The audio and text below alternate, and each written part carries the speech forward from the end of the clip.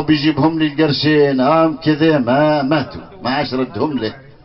يوم من الايام اسمع بيه عنده حالة وفاة مشي يعزي فيه، القاه يبكي يقول له اصبر وتحمل، ليش بكاك اللي خلاك تدعينا برحمة مولاك، اصبر وتحمل.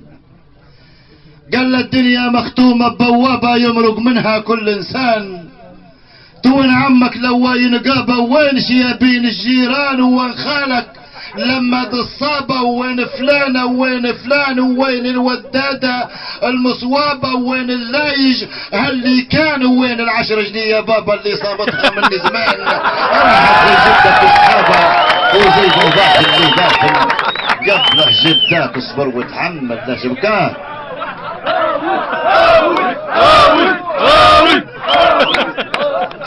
يا استاذ ابراهيم، نعم.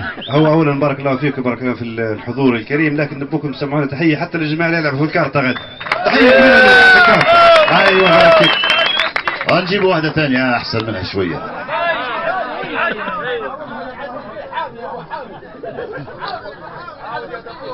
ايه حامي، هو حامي يبكي، هو يبكي ويقول له خيرك. قال يا باباي الانسان توين عمك لو ينقابه وين شيابين الجيران، وين خالك لما تصابه، وين اللايج اللي كان، وين الودادة المصوابة، وين فلانة وين فلان، وين العشر جنيه يا بابا اللي صامتها من زمان، راحت لجدك واصحابه وزي باباك اللي داخل قبل جدك، اصبر وتحمل لا جدك. واحد من الشباب جالي باباه قال له باباي، قال له نعم، قال له نبي ناخذ بنت خالي وانت شو رايك؟ قال له شنو؟ قال له نبي ناخذ بنت خالي. شور الشيباني طايح في حباته قاعد يكلم في ولده يقول له اصحى. قال له شنو؟